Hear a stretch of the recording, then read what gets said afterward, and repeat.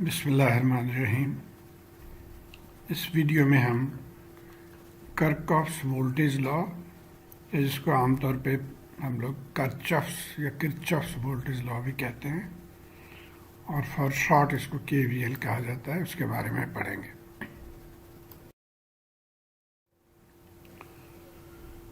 तो Kirchhoff's voltage law के मुताबिक algebraic sum of all voltages around a closed loop is equal to 0। यानी किसी सर्किट जो कि क्लोज्ड हो उसके अराउंड तमाम वोल्टेजेस के मजमूए को हम सिफर के बराबर लिखते हैं। अब इस सर्किट में इक्वेशन कैसे लिखेंगे, वोल्टेज इक्वेशन। तो इसका आसान तरीका ये है कि आप किसी एक कोने से चलें। मैं लेफ़्ट कॉर्नर से प्रेफर करता हूँ और फिर वोल्टेज साइंस को देखते हुए आप लिखते जाएं। अब यहाँ पे सबसे पहले माइनस साइन आ गया तो हम -V1 लिखेंगे। ये हमने -V1 लिख लिया। उसके बाद क्लॉकवाइज हम जा रहे हैं तो ये प्लस वोल्टेज आ गया +V2, सो +V2 लिख लिया। फिर +V3 अब यहाँ पे आ गए तो ये -V4, तो इसलिए हम -V4 लिखेंगे। और आगे आगे ये +V5, तो +V5 एंड इक्वल टू 0 लिखेंगे। तो ये केवीएल लिखने का तरीका है। अब आइए हम कुछ प्रैक्टिस कर लेते हैं। अब इस सर्किट में देखें, हम इस कोने से चलेंगे, लेफ्ट कोने से, तो -30 + V1, तो -30 + V1 = 0 हो गया। इसी तरह इस सर्किट में -20 + V1, और ये पहले माइनस साइन आ रहा है तो फिर -V2 लिखेंगे। -V2 = 0, तो -20 + V1 -V2 = 0 हो गया। और आखिरी सर्किट में हम यहाँ से चलेंगे, -10 + V1 -8 और -V2, सो -10 + V1 -8 -V2 = 0। अब आइए एक आध एग्जाम्पल हम सॉल्व करते हैं। यहाँ पे हमें V1 और V2 मालूम करना है। ये V1 है और ये V2 है। तो हम यहाँ पे देख रहे हैं दो क्लोज लूप्स हैं, एक क्लोज लूप ये है और एक क्लोज लूप ये है। तो इन दोनों को हम मार्क कर लेते हैं, लूप 1 और लूप 2 कहते हैं।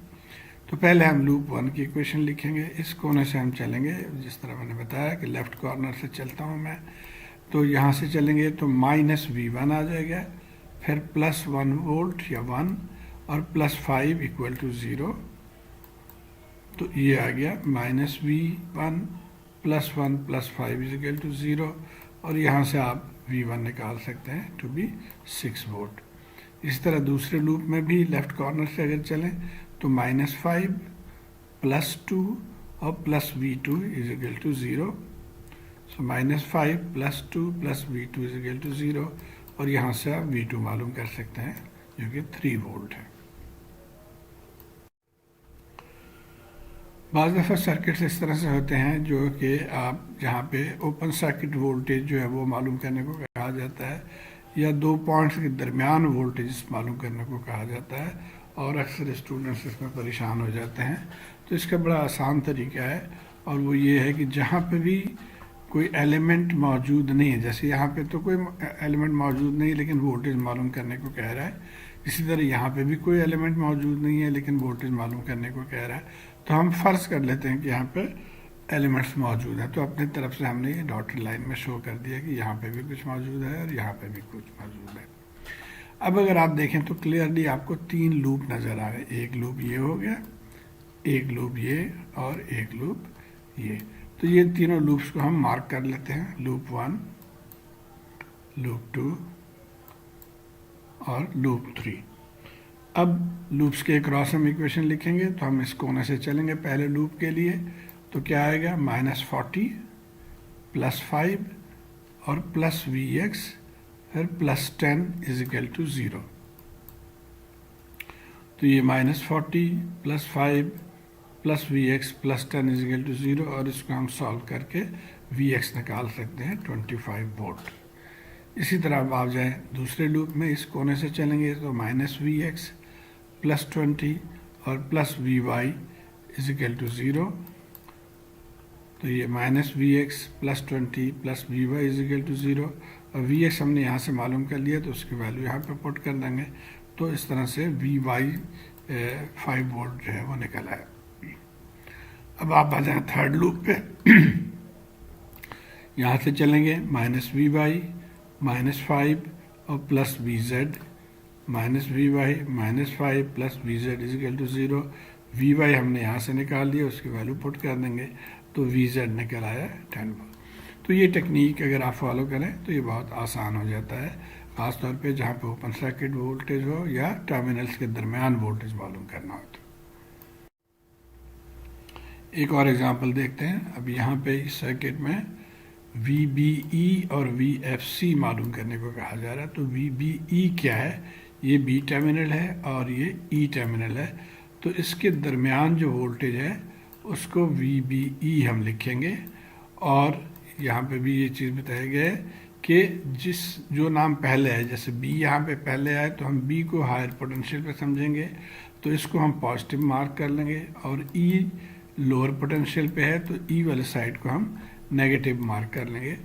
तो अगर ये हम लाइन इस तरह से इमेजिनरी लाइन ड्रॉ कर लेते हैं तो ऊपर के साइड पे यानी B वाले साइड जो है वो पॉजिटिव और E साइड नेगेटिव, और इस वोल्टेज को हम VBE कहेंगे। इसी तरह जो दूसरी वोल्टेज है जो VFC, F और C के दरमियान, वहाँ पे भी हम इसको इस तरह से मार्क कर लेंगे। F चूँकि पहले आ रहा है तो F वाली साइड पॉजिटिव है और C बाद में है तो C साइड को हम नेगेटिव लिखेंगे। तो ये VFC आ गया। अब इसको आप या तो इस लूप के ज़रिए या इस लूप के ज़रिए सॉल्व कर सकते हैं। तो ये पहले वाले सर्किट में हम चाहें तो ये लूप ले लें या ये लूप ले लें, दोनों से एक ही रिजल्ट आएगा। तो हम अगर ऊपर वाले लूप को लेते हैं तो हम यहाँ से चलेंगे माइनस VBE +6 -12 और +24 इज इक्वल टू 0। ये हमारा KVL इक्वेशन आ जाएगा, और वहाँ से VBE आप सॉल्व कर सकते हैं जो कि 18 वोल्ट है। इसी तरह दूसरे केस में भी चाहे तो आप इस लूप को सॉल्व कर लें या इस लूप को सॉल्व करें। मैं अगर यहाँ से चलता हूँ इस लूप के लिए तो प्लस VFC -12 +24 -4, तो ये आ गया plus VFC -12 +24 -4 is equal to 0।